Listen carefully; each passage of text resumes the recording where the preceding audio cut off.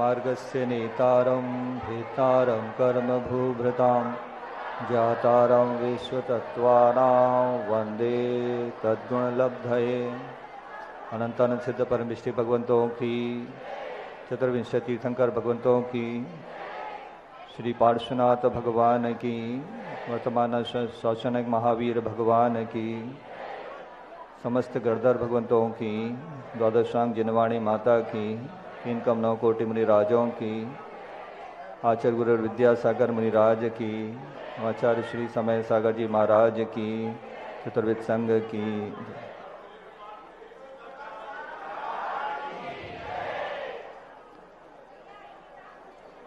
तो तत्वार्थ सूत्र ग्रंथ हम पढ़ रहे हैं, जिसमें तीसरा अध्याय से हमने शुरू किया था। किताब की बिल्कुल आवश्यकता नहीं है, आप लोग इतने परेशान हो रहे हैं। आपको सारे सूत्र स्क्रीन पे दिख रहे हैं, तो किताब की आवश्यकता क्या है। लेकिन एक जनरल ये मान्यता है कि कुछ बट रहा हो तो हमें मिले। ये भारत की पुरानी पद्धति है, चाहे कुछ भी बट रहा हो, फ्री में मिल रहा है, हमें दो। बहुत अच्छी चीज़ है ये, लेकिन इससे आपका कितना नुकसान हो रहा है ये आप नहीं समझ पाएंगे। मेरा कोई लाभ या नुकसान नहीं है इसमें, इसलिए हम तो उतना वेट कर सकते हैं, क्योंकि उसमें नुकसान आपका ही है।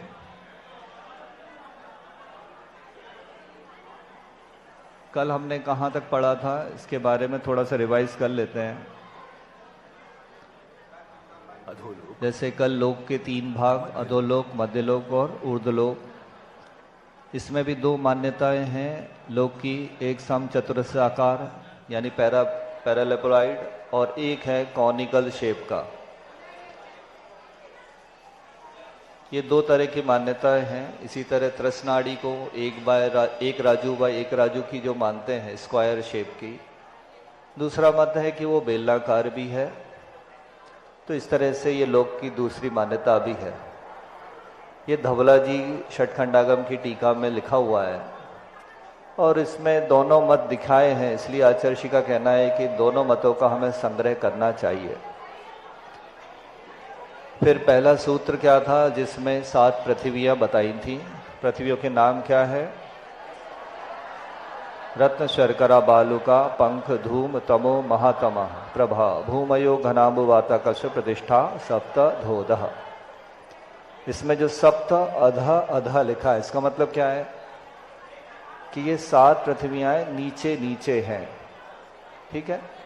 पहली पृथ्वी का नाम क्या? रत्न प्रभा, फिर शर्करा प्रभा। इनको प्रभा क्यों कहा? प्रभा क्यों कह रहे हैं इनको? क्योंकि उस तरह का वहां पर प्रकाश है, या उसकी कांति है, चमक है वहां की पृथ्वी की। पंख यानी कीचड़ जैसी है, धूम यानी धूम्र जैसी चमक है, तमय माने अंधेरा, और महातमय माने अत्यधिक अंधेरा। इस तरह की वहां पर। और ये मृदंगाकार बताया था। फिर ये सब आधारित किस पे है? तो 3 बात वालों के ऊपर आधारित है। घनोदधी बात वाला है, घन बात वाले और तनु बात वाला है। इनके रंग भी इसी तरह से हैं जो दिखाए गए हैं। बहुत सारी बातें आपको बोल के नहीं बताई जा रही, आप चित्र से देख के समझ सकते हैं। ठीक है। समय कम है और आपको ज्यादा देखना है, तो उससे फिर दूसरा सूत्र है कि उसमें कितने नरक होते हैं उन पृथ्वियों में। तो कल भी एक प्रश्न किया था कि नरक की संख्या कितनी है, तो 84 लाख नरक हैं। तासु यानी उसमें, 63 यानी 30 लाख, पंचविंशति माने 25 लाख, पंचदश यानी 15 लाख, 10 यानी 10 लाख, 3 लाख, पंचोनिक, ऊन का मतलब होता है कम, 49 यानी क्या होता है 50 में एक कम, 39 यानी 40 में एक कम, 29 यानी 30 में एक कम, ऊन यानी होता है कम। तो पंचोनैक, पंचोनैक मतलब 5 कम 1 लाख, नरक शत सहस्राणी और 5 आखिरी में।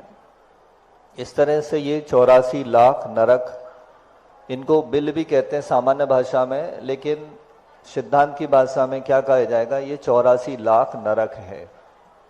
ठीक है, पहली पृथ्वी में कितने हैं तो उनकी संख्या अलग अलग सब दे रखी है पृथ्वियों में। फिर ये चित्र के माध्यम से दिखाया था। फिर वहां रहने वाले जो जीव हैं उनको क्या बोलते हैं, नारक। कैसे होते हैं वो, तो नित्या अशुभतर लेश्या वाले, अशुभतर परिणाम वाले, अशुभतर देह, अशुभतर वेदना और अशुभतर विक्रिया होती जाती है पहली पृथ्वी से 7वीं पृथ्वी तक जाते जाते। लेश्या के बारे में बताया था कि कापोत से लेके महाकृष्ण परम कृष्ण लेश्या तक वो बदलती जाती है।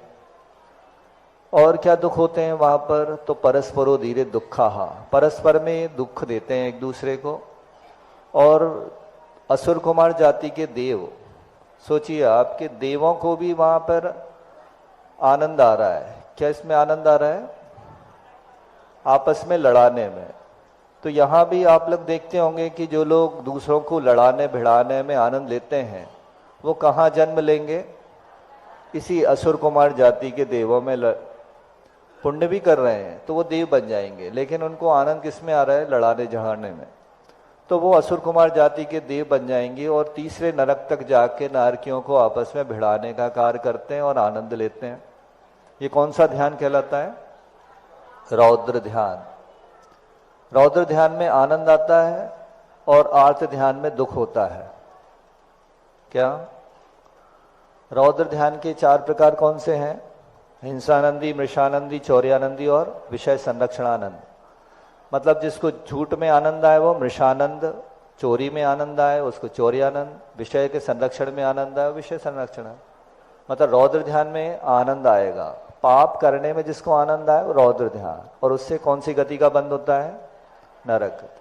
और आर्त ध्यान से तिर्यंश गति। आर्त ध्यान मतलब कष्ट हो, किसी का इष्ट का वियोग हो गया, अनिष्ट का संयोग हो गया, पीड़ा हो रही शरीर आदि में, या किसी चीज की हमारी बहुत तीव्र इच्छा है, निदान है, तो उससे क्या होगा, कष्ट होगा, और कष्ट के कारण तिर्यंश गति का बंद हो जाता है। तो खतरनाक क्या है, आनंद के दुख। पाप में आनंद माना ज्यादा खतरनाक है। लोग कहते हैं हमेशा खुश रहो, प्रसन्न रहो, दूसरों की मजाक उड़ाते रहो, चोरी करते रहो, उसमें आनंद लेते रहो, तो कहां जाएंगे। तो ये ज्यादा खतरनाक है कि तिर्यंश बनना ज्यादा खतरनाक है। तो इसलिए भले ही कष्ट में रहो लेकिन आनंद पाप में मत लो, ठीक बात। फिर संक्लिष्ट स्रोधीर दुखाश प्राग चतुर्थ्या। प्राग चतुर्थ्या यानी चतुर्थ पृथ्वी के पहले तक। संक्लिष्ट यानी जो आपस में अंदर से संक्लिष्ट भाव रखे रहते हैं, ऐसे असुर वहां चौथी पृथ्वी से पहले तक के नारकियों को दुख दिलवाते, आपस में लड़वा के दुख देते हैं। फिर इसके बाद ये सब आपने देखा था कि नरक में कैसे स्वागत किया जाता है। जब कोई पैदा होता है तो बिल के आकार के उनके घर होते हैं, जैसे चूहे का बिल होता है, वहां पर उनका जन्म होता है। और वो जैसे नीचे गिरते हैं तो पृथ्वी का स्पर्श करके वो चकते हैं। फिर इस तरह से वहां और भी कष्ट रहते हैं, आपस में दूसरे को कष्ट देते हैं। भोजन किया, नॉनवेज खाया, दारू पी, अनेक जीवों की हिंसा की, अब भोग अपने पाप कर्मों का फल। मतलब हम तो नॉनवेज खाते ही नहीं है, आप ये मान रहे हैं ना। पहले दिन हम आए थे तब हमने शायद लोगों को बताया भी था कि आप लोगों के खान पान में नॉनवेज जा रहा है, आपको नहीं पता होगा। जैसे बिस्किट चॉकलेट में मांसाहार का अंश है, पिज्जा बर्गर में मांसाहार होता है, आइसक्रीम में मांसाहार है, और कोल्ड ड्रिंक्स में अल्कोहल शराब है। तो इसमें जो नरक में बोल रहा है ना कि आपने दारू पी, तो आप पूछो कि मैंने कहाँ पी दारू, तो बताएगा कि Sprite, Thums Up, Coca Cola, ये सब क्या है, अल्कोहल 4% तक गवर्नमेंट ने छूट दी है, और मिलाने वाले कितना मिलाते हैं इसका कोई पता नहीं। तो इसलिए आपको सावधान रहना है। पैकेट में बंद जितनी चीज़ें हैं अगर आप उसको खा रहे हैं तो आप इनडायरेक्टली नॉन वेज खा रहे हैं, और फिर आपको नरक में जाके पता चलेगा कि मैं यहाँ कैसे आ गया, मैंने तो बहुत पूजन पाठ की थी, मैंने बहुत शिविर अटेंड किए थे, बहुत अभिषेक किया था, वैयवृत्ति की थी, फिर मैं नरक में कैसे आ गया। तो वहाँ फिर अवधि ज्ञान से पता चलेगा कि इन चीज़ों में क्या क्या मिला हुआ था।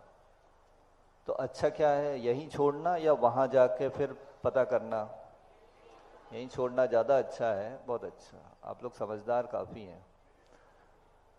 फिर वहाँ कितने समय तक रहना पड़ता है, तो वो स्थिति कितनी होती है, तो तेषवे के त्रिसप्त सप्तदश द्वाविंशति त्रयस्त्रिंशत् सागरोपमा सत्वानाम परा स्थिति।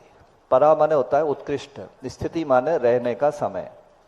तो वहाँ कितने समय तक उत्कृष्ट रहना पड़ेगा, तो पहली पृथ्वी में उत्कृष्ट अगर कोई जाएगा तो 1 सागर तक, 1 सागर से ज़्यादा वहाँ नहीं रुक सकता। दूसरी पृथ्वी में 3 सागर। सूत्र से समझ में आ रहा है, तेषु 1 3 सप्त 10 सप्तदश द्वाविंशति और त्रयस्त्रिंश। ठीक है, तो ये सूत्र से भी हम समझ सकते हैं, एक बार थोड़ा सा प्रयास करेंगे तो इजीली समझ में आ जाएगा आपको। तो ये सागर क्या होता है, सागर के बारे में क्या बताया था? 1 सागर बराबर होता है 10 कोड़ा कोड़ी अद्धा पल्य। 1 सागर यानी 10 कोड़ा कोड़ी अद्धा पल्य। अब आप पूछो अद्धा पल्य क्या होता है, तो असंख्यात उद्धार पल्यों का एक अद्धा पल्य होता है। अब एक उद्धार पल्य क्या होता है ये पूछेंगे आप, तो असंख्यात व्यवहार पल्यों का एक उद्धार पल्य होता है। आप पूछो व्यवहार पल्य क्या होता है, तो व्यवहार पल्य की गणना बहुत ही टिपिकल है। उसके लिए एक इमेजिनेशन बताया जाता है कि आप 2 कोश चौड़ा, 2 कोश लंबा, 2 कोश गहरा एक गड्ढा बनाओ, उसमें उत्तम भोग भूमि में पैदा हुआ जो शीप होता है, मेढ़ा, उसके बालों के छोटे छोटे टुकड़े करो, इतने छोटे टुकड़े कि दूसरा टुकड़ा हो ना सके उसका।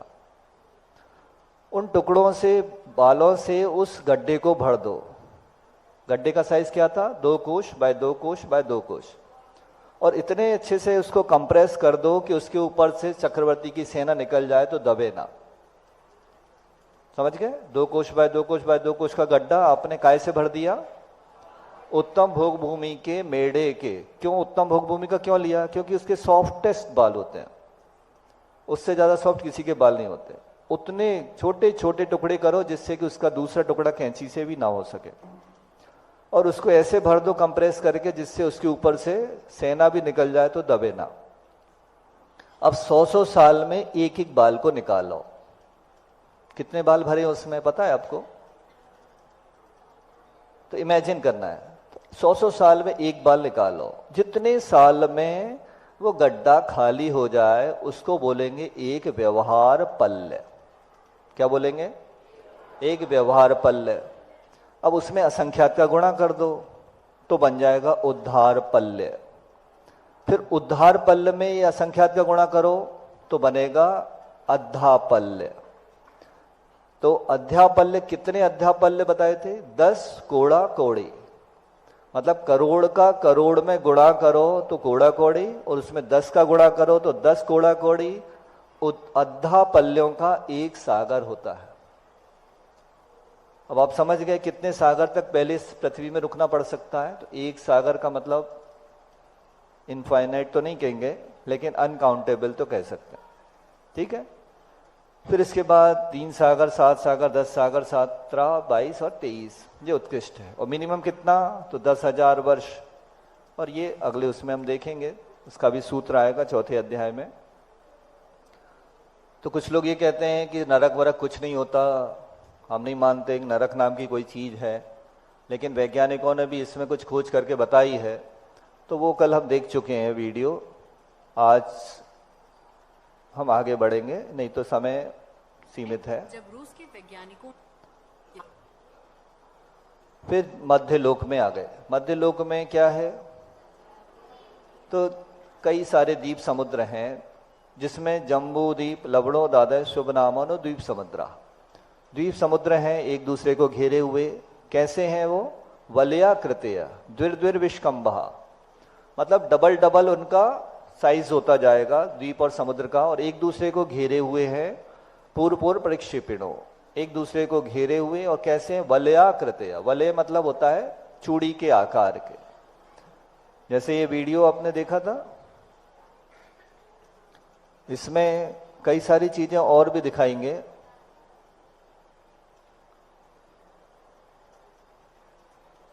जैसे ये समुद्र के बाद द्वीप आया, फिर ये चूड़ी के आकार के एक दूसरे को घेरे हुए।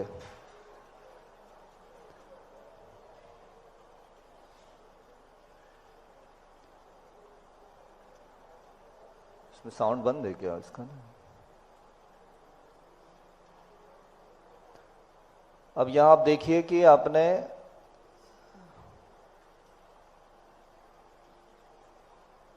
इसको पॉज करना पड़ेगा वहां पे ना।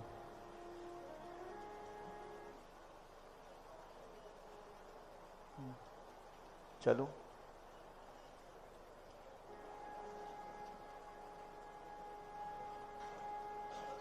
भैया रोको रोको रोको रोको। हाँ, अब इसको देख रहे हैं चित्र आप? इसमें क्या दिख रहा है आपको? इसमें 5 जो दिख रहे हैं इसको कहते हैं पंचमेरु। पंचमेरु की पूजा करते हैं आप लोग? पंचमेरु होते कहाँ है ये पता है? तो बीचों बीच जो जम्बूद्वीप दिख रहा है उसके सेंटर में एक जो दिख रहा है वो सुमेरु पर्वत है, सुदर्शन मेरु। उसको घेरे हुए जो समुद्र है ब्लू कलर का, वो कौन सा है? लवण समुद्र। उसको घेरे हुए धात की द्वीप है, और धात की द्वीप के दोनों साइड जो दिख रहे हैं वो दूसरे मेरु है। विजय, अचल, ये मेरु पर्वत है। फिर उसको घेरे हुए डबल साइज का कौन सा समुद्र है? कालोद, कालोदधी। और उसको घेरे हुए कौन सा? पुष्करवर द्वीप दिख रहा है आपको चित्र में? पुष्करवर द्वीप में 2 सुमेरु और हैं। कौन से? अचल, विद्युन्माली। ये 5 मेरु की हम पूजा करते हैं। क्यों करते हैं? इन पहाड़ों की पूजा क्यों करते हैं? पहाड़ों की पूजा नहीं करते, उनके ऊपर जो अकृत्रिम चैत्यालय हैं उनमें जो विराजमान भगवान हैं उनकी पूजा करते हैं हम। ठीक है? और कैसे कैसे हैं वो? पृथ्वी तल से 500 योजन पर भद्रशाल वन है, फिर उसके ऊपर 62,500 योजन पर नंदन वन है, उसके ऊपर 36,000 योजन पर सोमनस वन है। तो टोटल हाइट कितनी हो गई? 1 लाख। और 40 योजन की चूलिका, मतलब उसकी चोटी है, जहां पर भगवान का अभिषेक होता है। जन कल्याण के समय भगवान को ले जाते हैं, पांडुक शिलाएं चारों दिशाओं में 4 पांडुक शिला बनी है, तो वहां पर ले जाकर भगवान का अभिषेक करते हैं। तो ये चित्र से क्लियर समझ में आ रहा है आपको? 5 मेरु कहां कहां है, कैसे कैसे हैं? जम्बूद्वीप में कितने मेरु? 1। धात की द्वीप में? और पुष्करवर में? पुष्करवर के आधे में 2 है। उसके उस साइड क्या है? मानुषोत्तर पर्वत के उस साइड हम जा नहीं सकते, इसलिए यहीं के मेरु की हम वंदना आदि करते हैं। ठीक है, नेक्स्ट। अब असंख्यात द्वीप समुद्र एक दूसरे को घेरे हुए कहां तक हैं? तो जहां तक लोक का एंड है। कितना राजू बताया था? 1 राजू चौड़ाई तक। तो अंत में स्वयंभू रमण समुद्र, स्वयंभू रमण द्वीप है। और पहला से लेके 8वां द्वीप कौन सा बताया? नंदीश्वर द्वीप, नंदीश्वर समुद्र। 13वां द्वीप, 13वें द्वीप का नाम क्या है? रुचकवर द्वीप, रुचकवर समुद्र। ठीक है, वहां भी मंदिर हैं। तो जब हम अकृत्रिम चैत्यालयों की वंदना करते हैं तो वो रुचकवर द्वीप के भी मंदिरों की भी वंदना करते हैं। ठीक है, तो इस तरह से इनके बारे में हमने समझा। अब उन जम्बूद्वीप के सेंटर में मेरु की नाभि मान के, मतलब एकदम सेंटर में, हमारे शरीर का सेंट्रोइड कहाँ होता है? नाभि पे। ऐसे ही उस जम्बूद्वीप का सेंटर कहाँ पर है? मेरु पर्वत पर। और जम्बूद्वीप कितना है साइज उसका? तो 1,00,000 योजन इसका विश्वकम यानी डायमीटर है, ठीक है। और उसमें 7 क्षेत्र हैं जिनके नाम है भरत, हेमवत, हरि, विदेह, रम्यक, हैरण्यवत, ऐरावत, वृक्षा, क्षेत्राणि। तो ये भी हमने चित्र के माध्यम से देखा था। अब कल ये बात हुई थी कि कुछ लोगों में प्रश्न उठेगा कि भाई हम तो पृथ्वी को गोल मानते आए हैं, हमें तो स्कूल में यही पढ़ाया गया है कि बॉल की तरह गोल है। तो अगर बॉल की तरह गोल है और हम अगर एक पॉइंट से लेके घूमना शुरू करें, जैसे ये 2 वैज्ञानिकों ने 30 डिग्री लैटिट्यूड पर चक्कर लगाना शुरू किया पृथ्वी का, चित्र दिख रहा है आपको। तो 30 डिग्री लैटिट्यूड पर जब घूमना शुरू किया उनने, तो उनने 4 चक्कर लगा लिए, लेकिन वो वहां तक पहुंच नहीं पाए। 40,000 मील चल गए 30 डिग्री एक्सिस पर, लेकिन वो पहले स्थान पर नहीं पहुंच पाए। मतलब पृथ्वी गोल नहीं है, ये उन्हें सिद्ध कर दिया। क्योंकि 40,000 मील चलते तो लगभग 4 चक्कर हो जाते पृथ्वी के उस 30 डिग्री लैटिट्यूड पर, क्योंकि उसमें जो परिधि आ रही है वो कितनी आ रही है, 10,400 मील। तो ऐसे बहुत सारे उसके एविडेंस हैं। एक बुक है एरिक डोबे की, जिसमें उन्होंने प्रूव किया है, 200 प्रमाण दिए हैं। कितने? 200 प्रमाण दिए हैं कि पृथ्वी अगर आप बॉल की तरह मानोगे तो क्या गड़बड़ होगी। ऐसे और भी कई हमने प्रूफ दिए थे आपको, जिसमें ये सिद्ध हो रहा था कि पृथ्वी गोल नहीं है। और आज जो याद कराया जाता है कि ये सब ग्रह कैसे हैं, मरकुरी, वीनस, अर्थ, मार्स, जुपिटर, एक के बाद एक हैं जो सन के चक्कर लगा रहे हैं। अगर ये मानते हो आप, तो दिन में आपको मरकुरी, वीनस दिखना चाहिए, रात में नहीं दिखना चाहिए, क्योंकि वो सूर्य की तरफ है। पूछ रहे हो कुछ? हाँ है?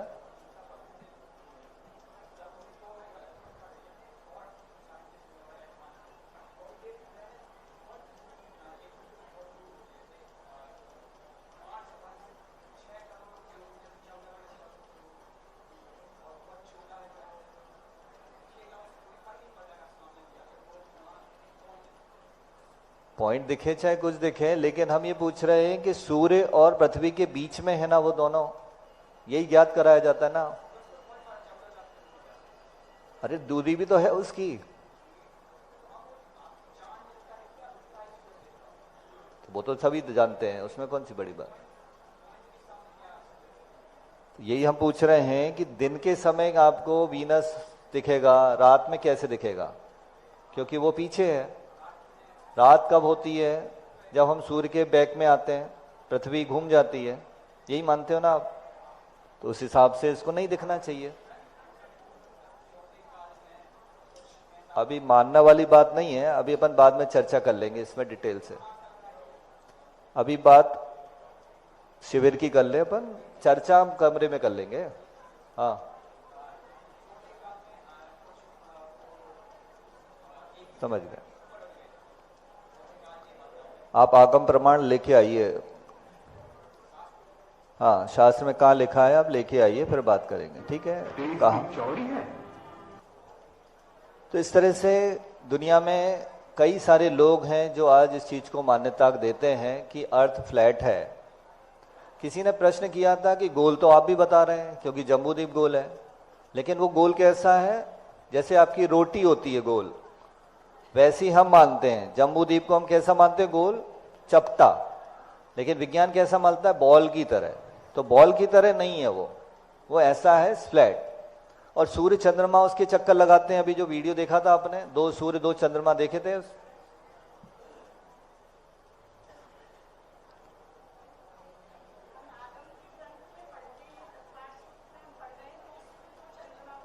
हाँ अरे आपने साइंस पढ़ा नहीं, अभी बताते हैं आपको साइंस के ही रेफरेंस देंगे हम यहीं पे। कल आपको इसका, कल या परसों आपको इसका प्रूफ मिलेगा कि कौन से वैज्ञानिकों ने बताया है, फोटो खींचे हैं, 2 चंद्रमा के भी आए हैं। फिर ये 7 क्षेत्र जो बने हैं वो 6 पर्वतों के माध्यम से बने हैं। उनके नाम हैं तद विभाजिना, पूर्वा परायता, हिमवन, महाहिमवन, निषद, नील, रुक्मि, शिखरिणो, वर्षधर पर्वताः। इनको विभाजित करने वाले पूर्व परायता, पूर्व से अपर यानी पश्चिम तक, पूरा जम्बूद्वीप को पूर्व से पश्चिम तक किन पर्वतों ने विभाजित किया है? तो हिमवन, महाहिमवन, ऐसे 6 पर्वतों के नाम हैं। तो ये सब हम देख चुके कल इनको वीडियो के माध्यम से। उन पर्वतों के रंग कैसे हैं, किससे बने हुए हैं? हेमार्जुन, तपनीय, वैडूर, रजत, हेममया। सोने के, वैडूर मणि के, चांदी के, सोने के, इनके रंग वाले। साइज कैसा है? तो ऊपर मूले च तुल्य विस्तारा, ऊपर बीच में और नीचे एक सा उनका विस्तार है, और साइड में उनके मणि खचे हुए हैं। फिर उन पर्वतों के ऊपर तालाब स्थित हैं। हर पर्वत के ऊपर एक एक तालाब, महातालाब कह सकते हैं, उनके नाम है पद्म, महापद्म, तिगिंच, केसरी, महापुंडरीक, पुंडरीक। ये 6 तालाब उसमें बने हुए हैं। तो ये सब बता दिए। अब उसमें जो तालाब है उसका साइज क्या है? प्रथमो योजन सहस्रायामस तदर्थ विष्कंभु हृदय। जो प्रथम तालाब है जिसका नाम पद्म है, वो 1000 योजन लंबा और उसका आधा चौड़ा और उससे 10 योजन गहरा है। उसके बीच में पुष्कर यानी कमल है। कितना? 1 योजन वाला। ये कमल कैसे हैं? वनस्पति के, पृथ्वी के? ये पृथ्वी का एक कमल है, ये वनस्पति का एक नहीं है। ये एक रचना है वहां पर पृथ्वी की बनी हुई, ठीक है। अकृत्रिम है, अनादिकाल से अनंत काल तक रहने वाली है। और दूसरे 2 पर्वत हैं उनमें जो तालाब है उनमें भी डबल साइज होता जाएगा और कमल के साइज भी डबल होता जाएगा। तो ये हमने देख लिया था।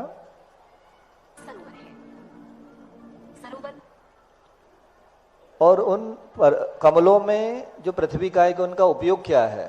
अब पृथ्वी काय के तो वहां भौरे भी, तितली का भी कोई काम नहीं होगा, तो वहां पर निवास है। किनका? तन निवासिन्यो दिव्य श्री ह्री धृति कीर्ति बुद्धि लक्ष्म्या पल्योपम स्थितया ससामनिक परिषद का।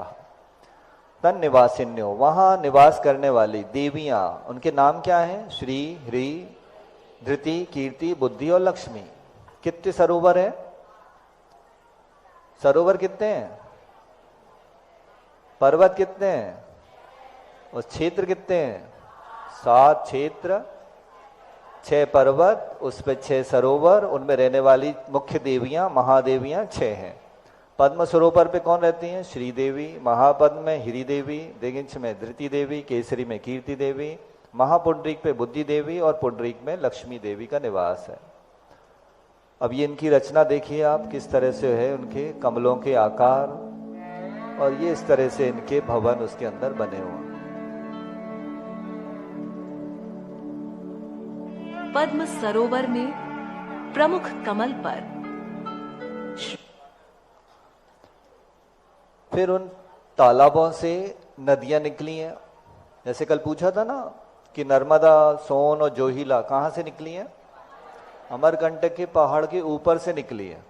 तो ऐसा ही इन पर्वतों के ऊपर जो तालाब है वहां से कौन कौन सी नदियां निकली हैं? तो गंगा, सिंधु, रोहित रोहितासा, हरिद्रिकांता, सीता सीतोदा, नारी नरकांता, स्वर्ण रूपकूला, रक्त रक्तोदाह, सरितस तन मध्य गाह। तो ये नदियां उनके ऊपर से निकली हैं। द्वयर द्वयो पूर्वा पूर्व गाह। अब ये उनका फ्लो किस दिशा में है? तो उसमें जो 2 नदियां हैं वो पूर्व दिशा की ओर बहते। 2 नदियां में पहली नदी पूर्व को जाती है और शेषास्त परगा, जो शेष नदियां हैं वो पश्चिम दिशा में जाती हैं। तो इसको हम देख सकते हैं, जैसे ये सरोवर है उसमें से ये 3 नदियां निकली हैं। नदियों की संख्या कितनी है बताइए? 14 नदियां। और सरोवर कितने हैं? 6। तो अब देखो, पद्म सरोवर से 3 नदियां निकली, गंगा, सिंधु, रोहितास्या। महापद्म से रोहित और हरिकांता, तिगिन से हरित और सीतोदा, केसरी से सीता नरकांता, महापुंडी से नारी रूपकूला और पुंडिक से स्वर्णकूला, रक्ता और रक्तोदा। अब पहले और आखिरी सरोवर से 3 नदियां निकली हैं, तो उसका चित्र देखा आपने कैसा था? इस चित्र में दिख रहा है आपको? पद्म सरोवर से एक गंगा, सिंधु,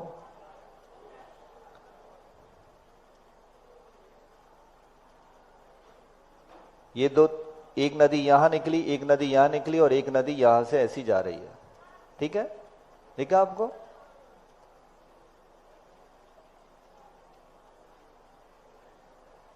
और ऐसे ही ऊपर वाला जो सरोवर है वहां से भी ऐसे ही 3 नदियां निकली हैं, बीच में से 2 नदियां निकली हैं, ठीक है?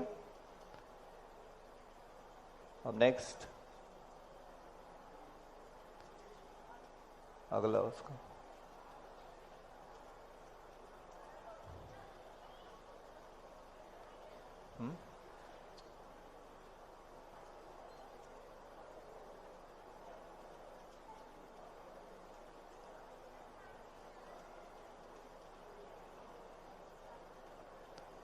और उन नदियों की सहायक नदियां भी होती हैं।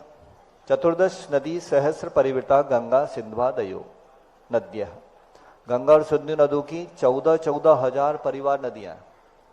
जैसे अमरकंटक से जो नर्मदा निकली एक पतली सी धार निकली है, लेकिन आगे जाके आप देखो कितनी विशाल हो जाती है। तो कैसे हो जाती है?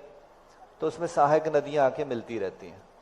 तो ऐसे ही इसमें गंगा सिंधु में भी कितनी कितनी नदियां, 14,000 नदियां गंगा सिंधु में, फिर उससे दुगनी दुगनी होती जाएंगी कहाँ तक? विदेश क्षेत्र तक। फिर उसके बाद फिर आदि आदि हो जाएंगी। ठीक है। और अब भरत क्षेत्र के बारे में हम जानते हैं, जहां हम रहते हैं। भरत षड्विंशति पंच योजन शत विस्तार षट चैकोन विंशति भागा योजनस्य। भरत क्षेत्र का विस्तार कितना है? तो 526 ही 6/19 योजन है। ठीक है। एक योजन कितना होता है पता है आपको? तो सबसे पहला प्रश्न तो यही उठना चाहिए था कि योजन तो समझाइए पहले। तो एक जो छोटा योजन होता है, लघु योजन, वो कितना होता है? 4 कोश के बराबर। 4 कोश बराबर एक लघु योजन। और जो ये सब वर्णन मिल रहा है ना, ये महायोजन का है, बड़ा योजन का है। तो महायोजन मतलब 2000 कोश का एक महायोजन होता है। ठीक है। तो इस हिसाब से महायोजन को लेके हम चलेंगे, तब ये भरत क्षेत्र का विस्तार बनेगा। भरत क्षेत्र का विस्तार कितना है? 526 सही 600/19।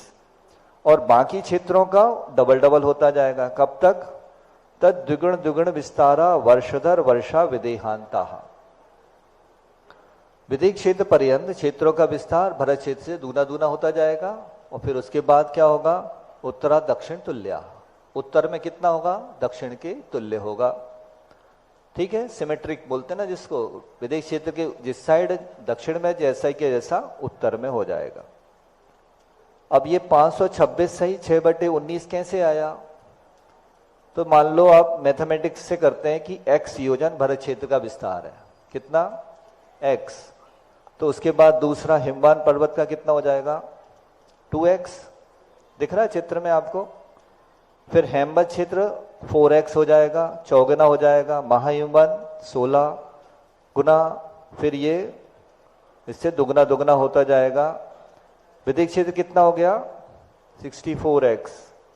ठीक है। फिर अब आधा आधा करते जाओ उसको, 32x 16x 8 4 2 और ऐरावत क्षेत्र कितना होगा? भरत क्षेत्र के बराबर ही।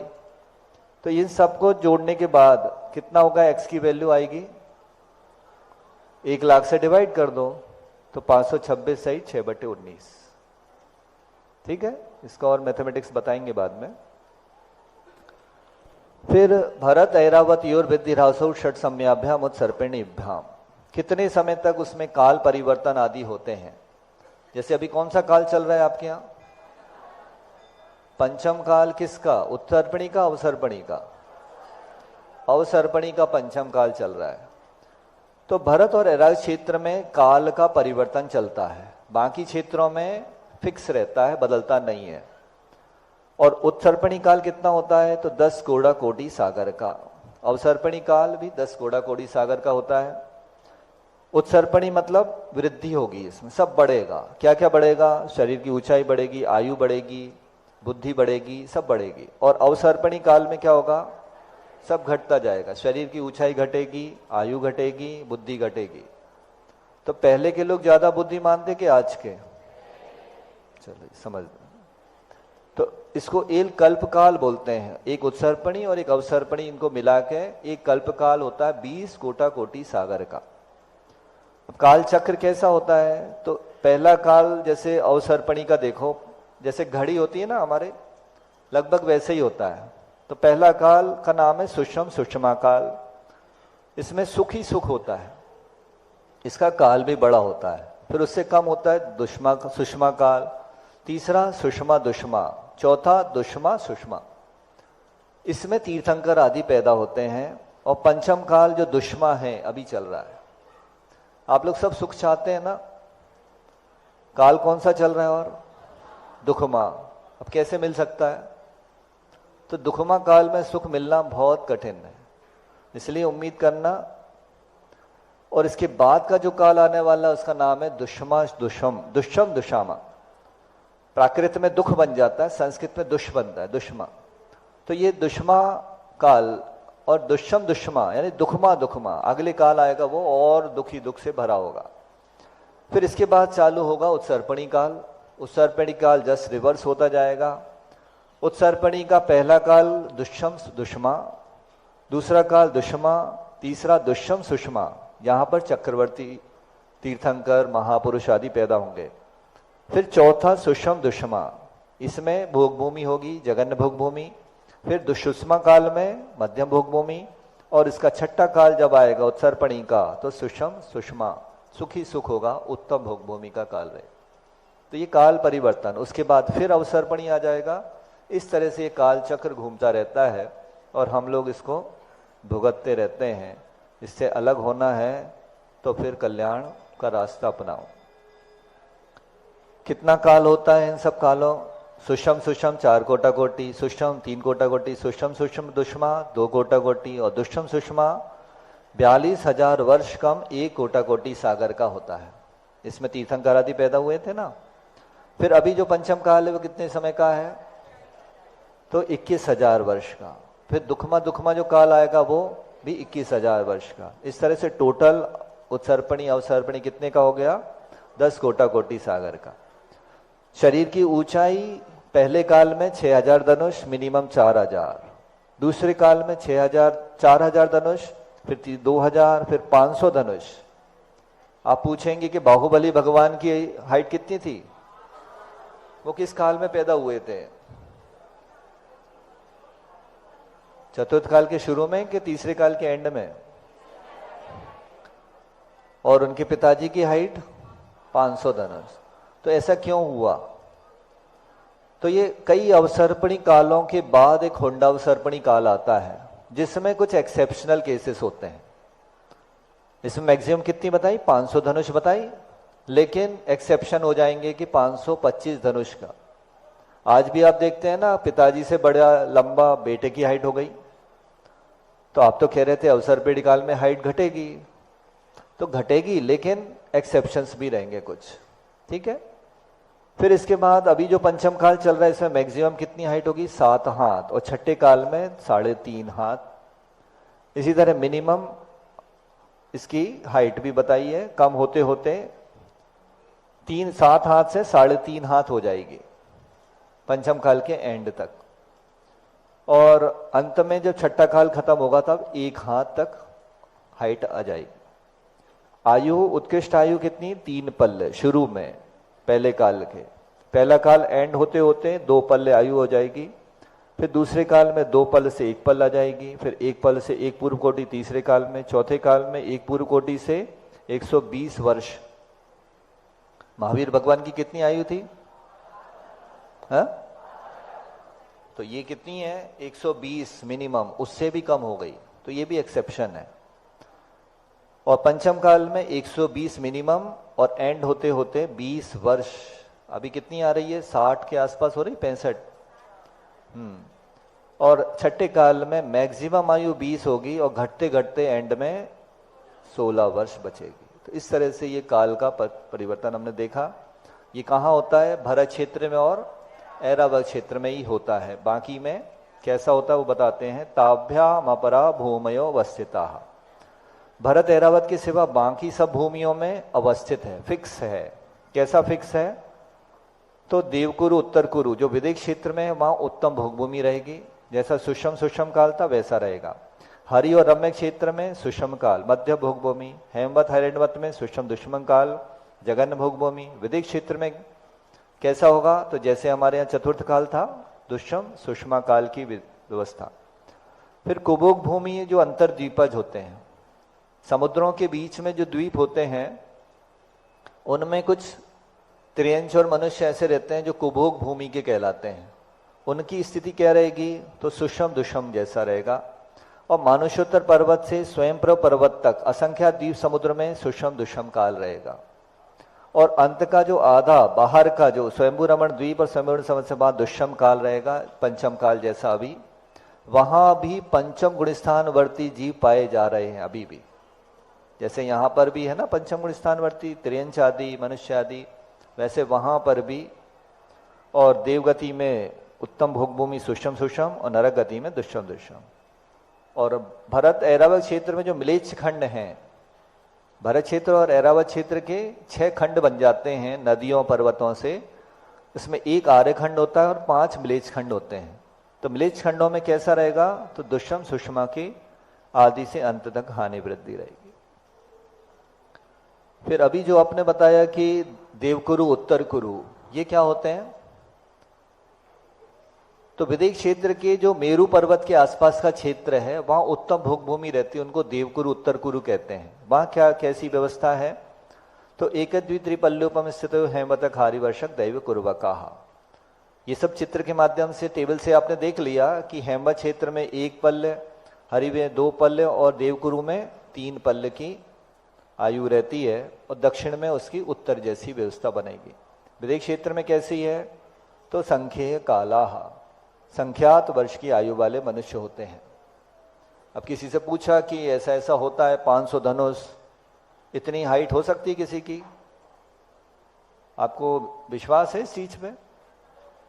कई वैज्ञानिक लोग बैठे होंगे यहाँ जो कहेंगे कि हम मान ही नहीं सकते कि इतनी हाइट होती है। कौन कौन है जो नहीं मान रहे अभी कि इतनी हाइट हो सकती है मनुष्यों की?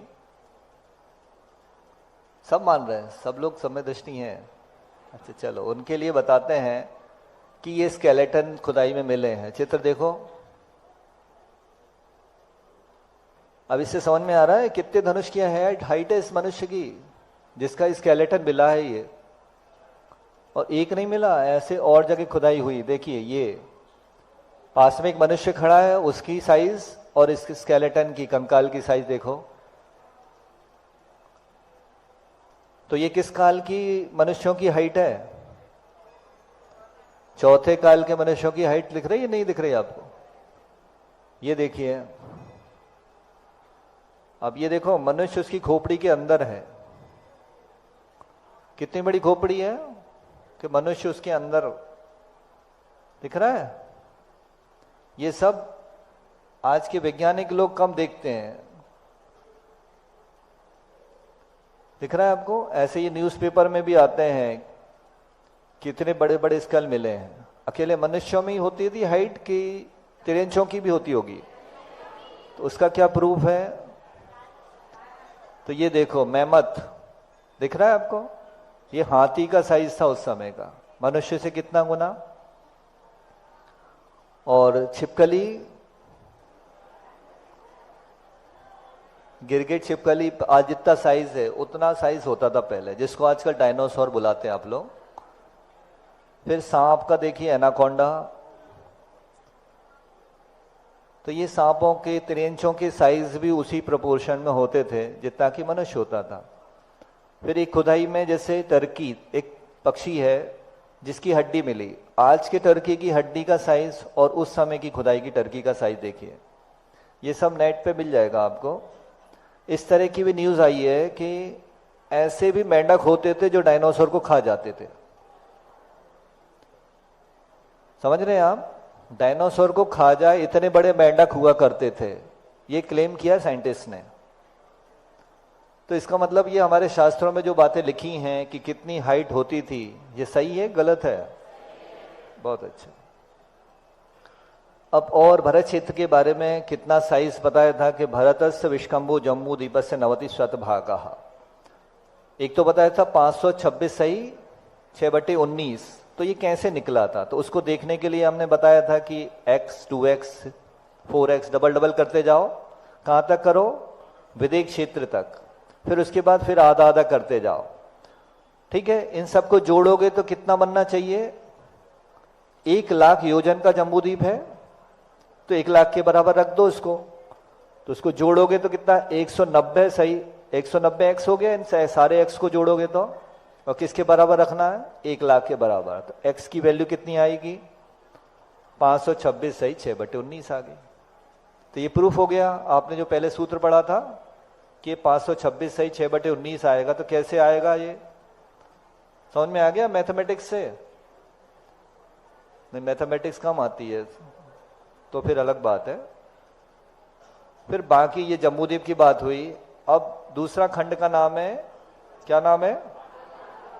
धातकी खंड। जम्बू यानी क्या होता है? जम्बू यानी जामुन होता है। तो जो जम्बूद्वीप नाम क्यों पड़ा? क्योंकि वहां पर जो सुमेरु पर्वत के आसपास जामुन के पृथ्वी का एक बहुत बड़े बड़े वृक्ष हैं। कहां पर? जम्बूद्वीप में। उसी तरह ये दूसरा द्वीप है धातकी। इसका नाम धातकी क्यों रखा? धातकी यानी होता है आंवला। क्या होता है? आंवला। तो आंवले के जैसे पेड़ बने हुए हैं इस द्वीप में, इसलिए इसका नाम बढ़ गया धातकी खंड। धातकी खंड में क्षेत्र और पर्वत कैसे हैं? तो जितना जम्बूद्वीप में बताया उससे डबल डबल करते जाइए आप। फिर उसके बाद पुष्करवर। पुष्करवर द्वीप तो इससे डबल होना चाहिए, लेकिन पुष्करार्धे च, अर्ध लिखा है ना जो, तो पुष्करवर का आधा किसके बराबर हो जाएगा? धातकी के बराबर। ठीक है, समझ में आ रहा है कि नहीं आ रहा? कुछ लोग इधर उधर देख रहे हैं, मतलब उनको समझ में नहीं आ रहा होगा। तो जम्बूद्वीप में मेरु कितने हैं? एक स्वदेशन मेरु था, तो धातकी में डबल हो जाएंगे। और आधे पुष्करवर में भी 4 के आधे 2। क्षेत्र कितने? जम्बूद्वीप में 7 क्षेत्र हैं, तो धातकी में 14 हो जाएंगे। डबल डबल करना है ना। पर्वत कितने हैं? 6, तो डबल पर्वत हो जाएंगे 12 हो जाएंगे। नदियां कितनी थी जम्बूद्वीप में? 14 नदियां थी, तो धातकी और पुष्करवर आधे में कितनी हो जाएंगी? 28। अब देखिए, प्रांग मानुषोत्तर मनुष्याः, हमने पुष्करवर का आधा क्यों लिया? क्योंकि किताबें बंटने फिर शुरू हो गई हैं। किसने कहा ये किताबें बांटने का?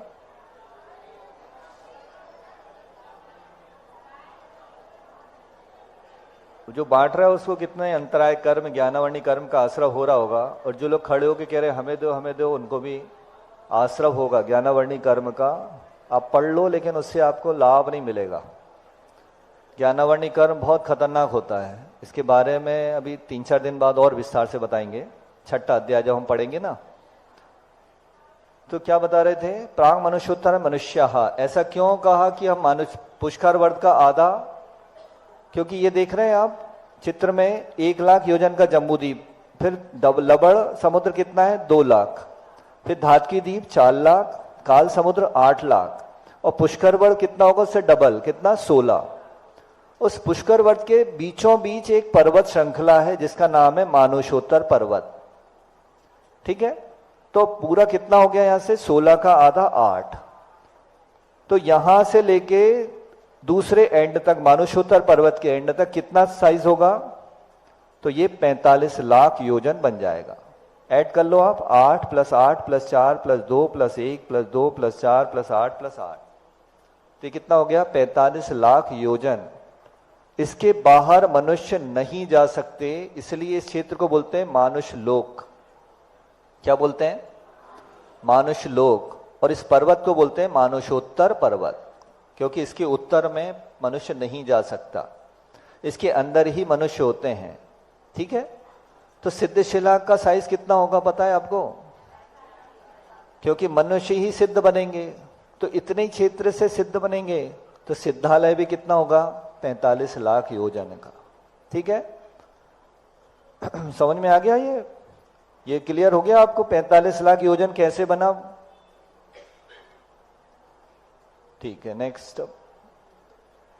अब मनुष्यों के भेद क्या होते हैं? तो आर्या म्लेच्छाश्च, 2 प्रकार के मनुष्य बताए, आर्य और म्लेच्छ।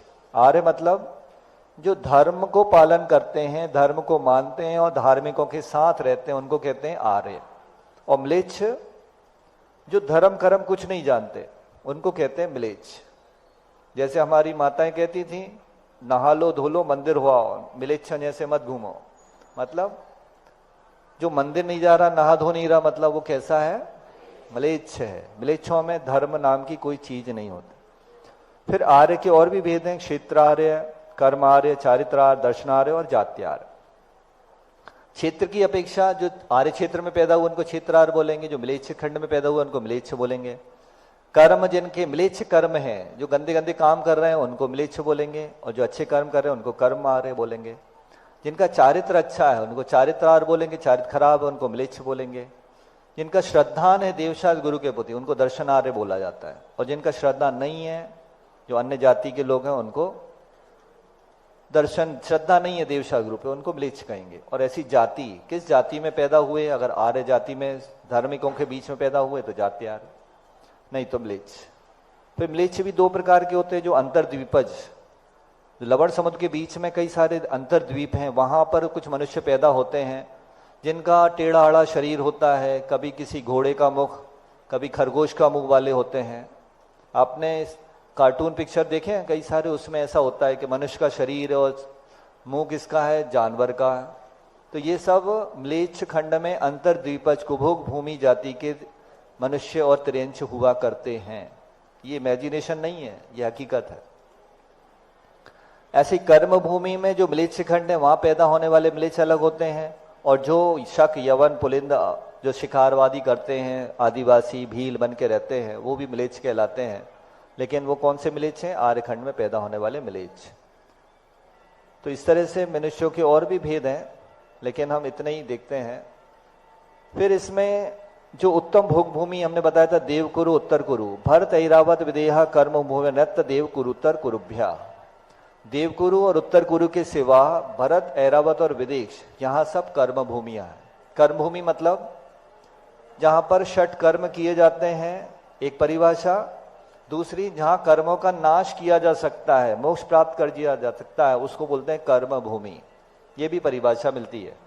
और जहां सिर्फ भोग ही भोग भोगे जाए वो भोग भूमि। जहां कर्मों का क्षय नहीं कर सकते वो भोग भूमि है बस। तो देवकुरु उत्तर कुरु के सिवा विदेश क्षेत्र में जो देवकुरु उत्तर कुरु, उस पार्ट को छोड़ दो, बाकी जो विदेश क्षेत्र है वहां क्या है, कर्म भूमि। भरत क्षेत्र में क्या है, कर्म भूमि। और ऐरावत क्षेत्र में क्या है, कर्म भूमि।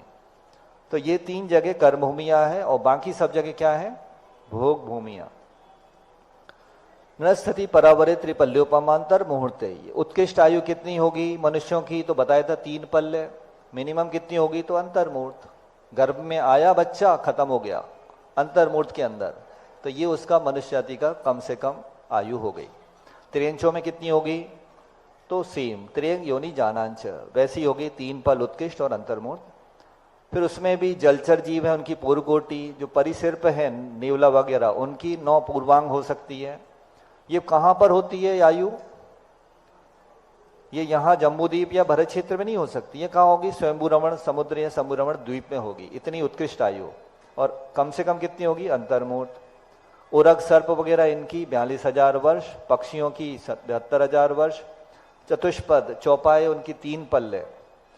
फिर विकलत्र जीव यानी क्या होते हैं, 2 इंद्रिय, 3 इंद्रिय और 4 इंद्रिय, इनको विकलत्र बोलते हैं। इनकी उत्कृष्ट आयु 12 वर्ष 2 इंद्रिय की, 3 इंद्रिय की 45 दिन रात, चतुर इंद्रिय की 6 महीना, ठीक है, और कम से कम अंतर्मुहूर्त।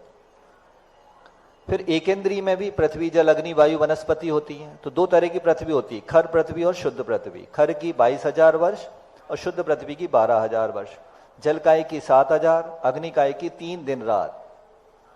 आप लोग 3 दिन बाद खारी उठाने जाते हैं ना, जब किसी को जला के आते हैं शव को, तो 3 दिन बाद क्यों उठाते खारी, क्योंकि अग्नि की आयु ही 3 दिन रात की है। 3 दिन के पहले हो सकता है उसमें अग्नि की आयु बची हो, तो 3 दिन बाद ही हम वहां पर जाते हैं।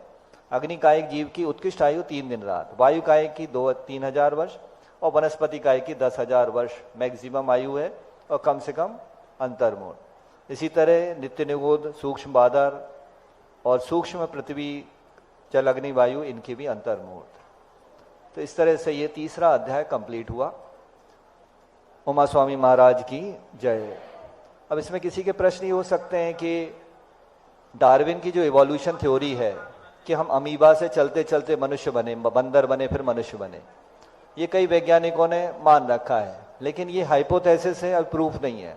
इसको काटने वाली भी कई किताबें, जैसे ये किताब है डार्विनिज्म डिफीटेड, इस किताब में बताया हुआ है कि डार्विन की थ्योरी सब हाइपोथेसिस है, काल्पनिक है। डार्विन में क्या क्या एरर है, ऐसे उसके क्या क्या फैटल फ्लॉज हैं। अच्छा, इस बारे में भी एक मत है कि अभी महावीर भगवान को मोक्ष के कितना समय हो गया, ये एक धारणा है। ऐसे हमारे ग्रंथों में 7 जगह मिलता है अलग अलग। तिलोय पंडिती की 1496 नंबर की गाथा, उसमें तिलोय पंडिती में लिखा है 2404 वर्ष हुए हैं। फिर इसके बाद धवला पुस्तक 9 में 2548 वर्ष। इसी तरह तिलोय पंडिती की 1448 नंबर की 17,000 वर्ष बीत चुके हैं। आप ये मुगालते में नहीं रहना कि अभी तो बहुत समय है पंचम काल को। पंचम काल एंड होने वाला है, इसका भी एक मिलता है शास्त्रों में। तो ये 6 या 7 मत हैं जो शास्त्रों में मिलते हैं। और डॉक्टर एलसी जैन जबलपुर ने, उनने भी ये प्रूफ किया है मैथमेटिकली कि आधे से ज्यादा पंचम काल निकल चुका है, जो रेशियो आयु का और हाइट का जो रेशियो बताया उस हिसाब से। इसलिए सारे मत का संग्रह करना चाहिए। एक मत को मान के बैठ जाओ, दूसरे को नहीं मानो तो ये भी निंदा हो, दोष लगेगा। ये सब शास्त्रों में आया हुआ है, इसलिए हमने ये स्पेशली आपको बताया है कि धवला पुस्तक 9 में तिलोय पंडिती में क्या क्या बताया हुआ है, कितना वर्ष बीत गया महावीर भगवान को निर्वाण गए। तो इन सब का कलेक्शन करो आप और उसमें मान्यता बना के रखो। सही क्या है, केवल ज्ञानी मिलेंगे तो हम जानेंगे। और इसमें आपको विशेष जानना हो तो ये रेफरेंसेस हैं, सजेस्टेड रीडिंग। और Jain digital technology foundation YouTube पे वीडियोस का एक चैनल है जिसमें से हमने कुछ वीडियोस लिए हैं। उसमें और डिटेल जानना चाहें तो आप इसमें देख सकते हैं, जैन डिजिटल टेक्नोलॉजी फाउंडेशन। और इसके लिए एक्नॉलेजमेंट है कि बोलो आचार्य गुरु विद्यासागर मुनिराज की, त्रिविध संघ की।